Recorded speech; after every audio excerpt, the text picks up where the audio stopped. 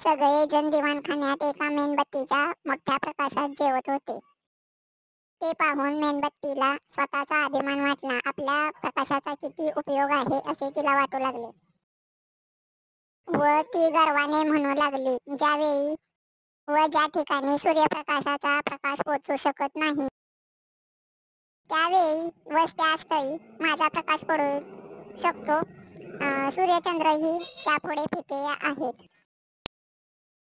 तिचे हे गर्वाचे बोलणे ऐकून जेवणारी मंडळी हसली. त्यातला एक जण उठला आणि त्याने खिडकी उघडली. त्याचबरोबर वाऱ्याची झुळूक आली आणि मेणबत्ती विझली.